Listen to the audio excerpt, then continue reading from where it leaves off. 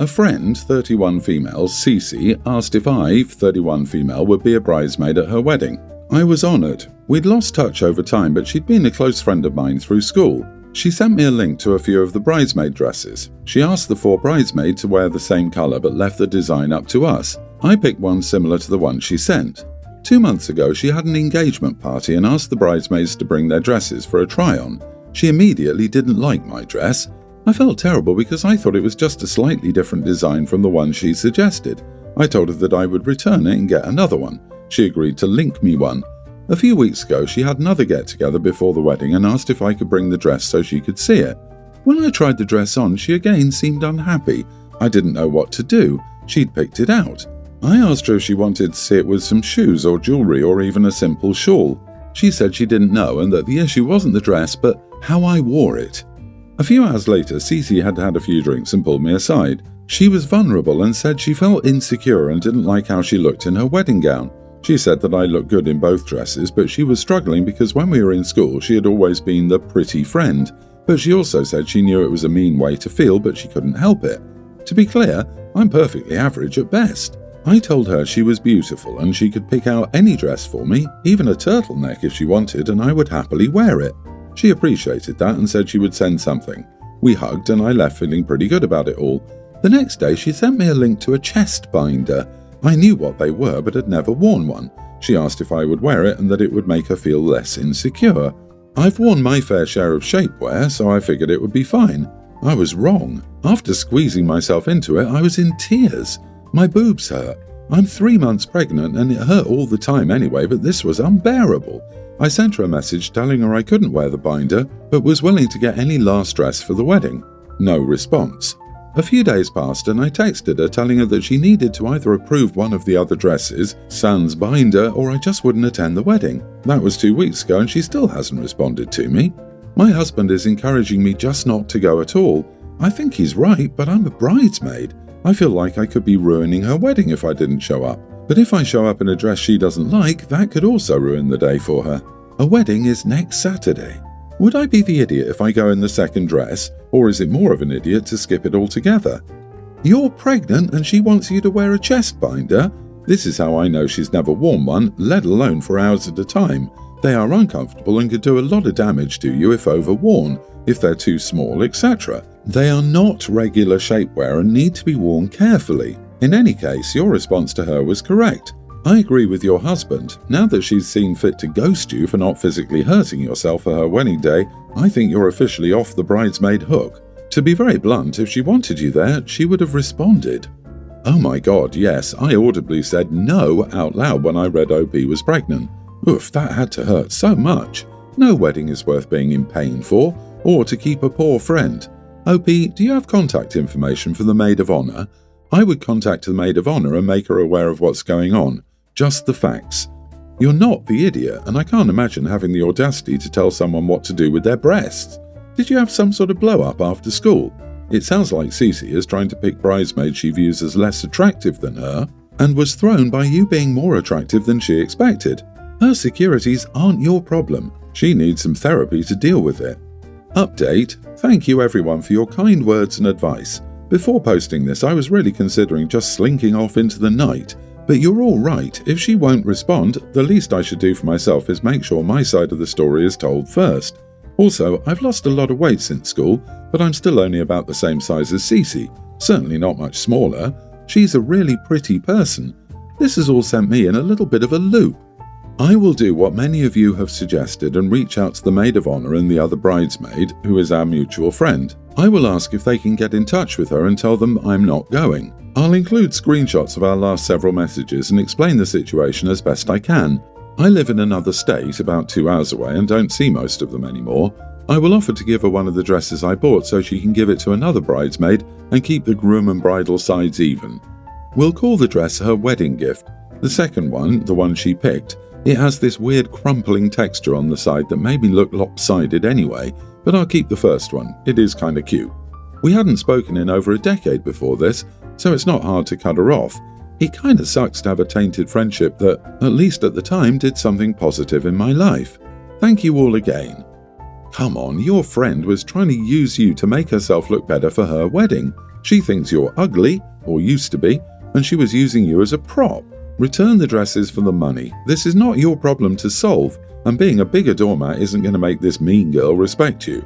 Focus on your family and the new mom friends you will be making in the next few years. My friend told a story about rehoming her cat because it wouldn't stop going to the bathroom on her bed. She said she put the cat in its carrier and left it outside the door of her salon before they opened. She said she checked in later and one of the girls had decided to adopt the cat, so the rehoming was a success. I told her that what she did was not rehoming and that she'd actually dumped her cat. I told her that rehoming involved finding an owner and vetting them in advance. She got very angry at me for judging her. I may have overstepped my boundaries by being so blunt about what my friend did with her pet. So, am I the idiot for correcting a friend when she said she rehomed her cat? Yeah, that's not rehoming. That's straight up abandonment and is illegal in most places in the US. You're not the idiot. I'd judge the heck out of her too, LOL. I don't even like cats that much, which would be a friendship ender. What a lunatic. Exactly, this is borderline sociopath behavior. How do you not get attached to your pet that lived with you? As someone who has had to rehome a pet, you are correct. What she did was dump the cat on the street and hope it would just go away. Proper rehoming involves vetting possible adopters, meeting them before you hand over the pet, and all sorts of other safety checks. What she did was just horrible. Ugh, I hate people like this who try to dress up what they did to make themselves feel better. She abandoned her cat and only got a happy ending by chance. If she was overwhelmed, there were so many better ways to handle it instead of just leaving the poor thing outside. You weren't judging, you were just being real, and if she can't handle it, that's on her. Hope the cat is in a way better home now. My 42 female daughter Brooke, teen, has been reading since she was a kindergartner. She's always loved books and she would spend the allowance we gave her on the newest book in the latest series that she was reading. It's pretty safe to say that her book collection is huge and filled with all kinds of limited edition and special edition books. Recently, she used her allowance to get a new special edition of a book she already had because she'd been saving up for it and was very excited to get it when it came out. Well, my sister Lindsay, 36, came over on Saturday with her daughter Mariah, a young teen, to spend time with us because it's been a while since we got to hang out, and we were just catching up. Mariah started to head to Brooke's room, but I stopped her and told her that Brooke was out and she would be home in 20 minutes. So I suggested that she wait down here with us and tell me about how school was going. She talked for about 10 minutes before she said she had to go to the bathroom. Our house has 2 bathrooms, one upstairs and one downstairs, not including our ensuite. Unfortunately, the downstairs one is having some issues, so I told her it was okay to use the upstairs one until the downstairs one is fixed. She said okay and went upstairs. While I was talking to my sister, Brooke came home, said hi, and quickly went upstairs to change.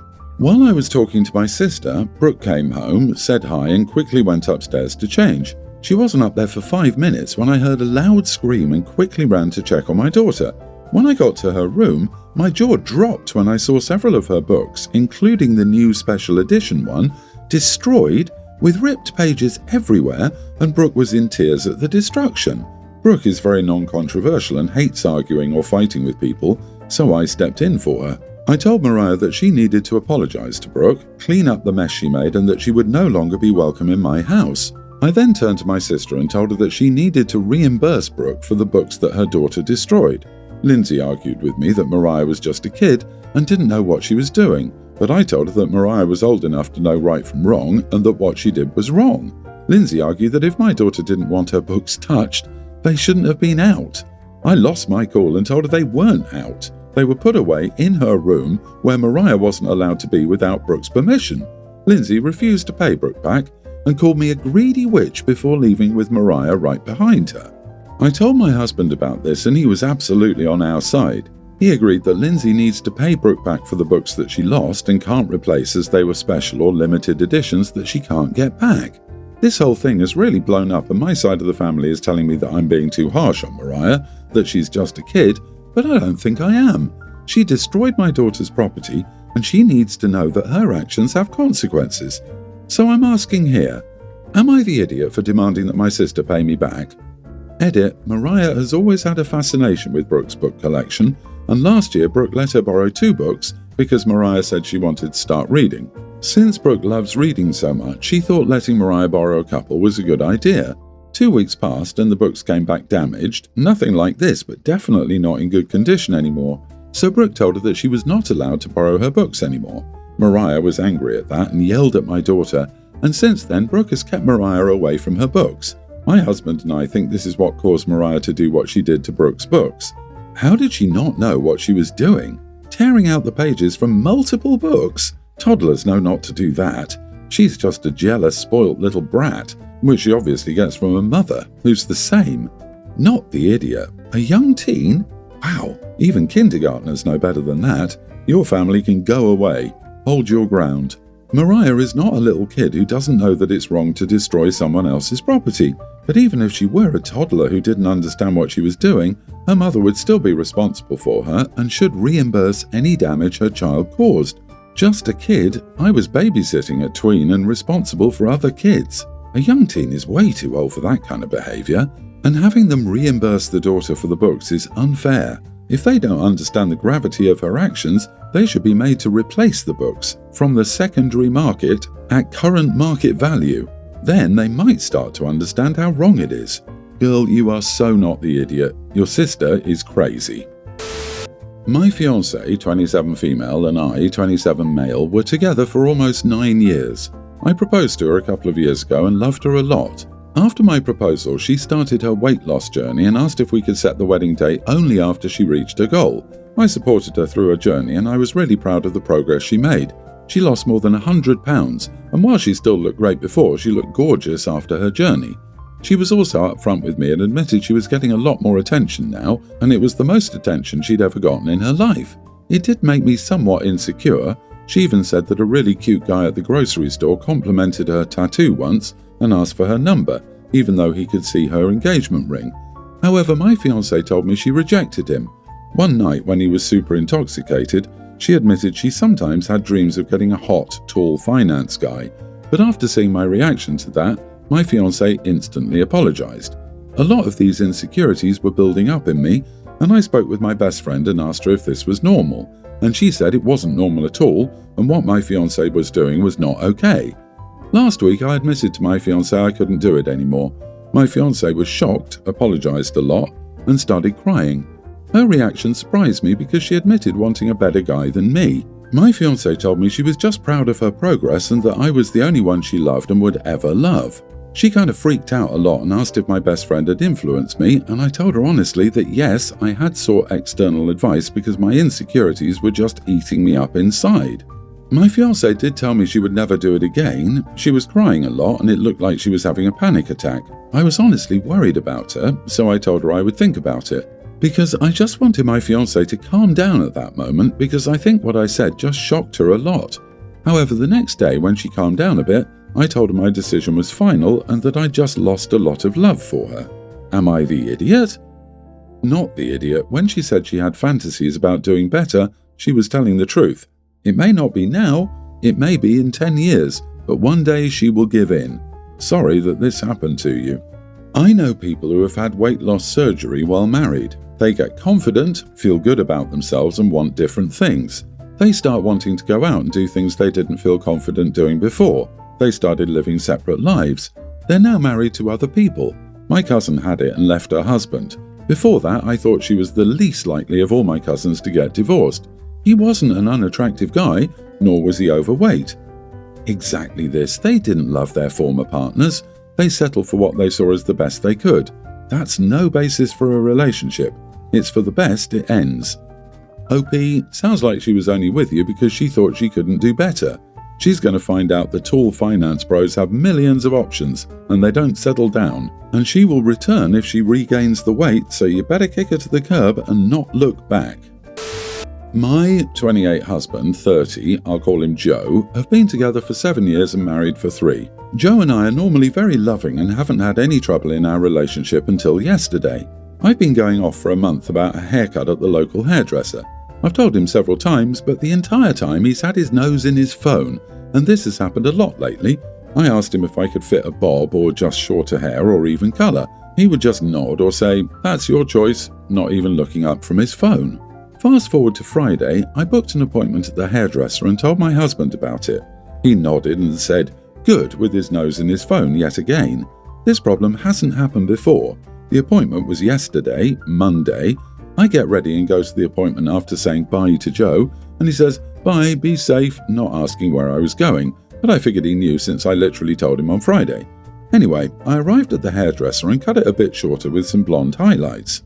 I love my new hair and was excited to show it to my husband. When I got home, Joe finally looked up from his phone and got furious when he saw my hair and yelled, "Why did you change your hair? How much did that cost? Why didn't you tell me?" I was at a loss for words and said calmly back, "But I told you on Friday that my hair appointment was today. I even mentioned it a month back, but you've been so obsessed with your phone that you probably don't even notice me anymore." I do regret the last thing I said because he got even more angry, packed a bag and left to his mother's. So, did I overreact? Did I do a wrong thing not to tell him more directly? Not the idiot. Did you overreact? Are you kidding me? What you said was true, and you don't need his permission to change your hair. I'm sorry, but I'm struggling to believe that your relationship is usually loving. Stuff like this doesn't just randomly start happening one day after 7 years. He's likely done something like this before and you just dismissed it. Definitely a red flag. I'm not saying you should divorce him, but I think you need to gain a little perspective here. Also, he's 30, packed a bag and went to mommy for a haircut. You have bigger problems. However, he's a major idiot. I don't even know that idiot is the right word. Obsession with the phone to that extent makes me suspect something like cheating or a gambling problem, which makes him latch on to something like this as a reason to have a fight and make his wife the villain. Here's the thing, OP, forget all that context and we still come down to the fact that it's your hair and you get to change it if you want to. The context just makes his reaction so much worse. Do not let this go. Demand answers. Demand to know why his phone has occupied him more than his actual wife. Demand to know why he feels justified in blowing up on you. His behavior is highly suspicious.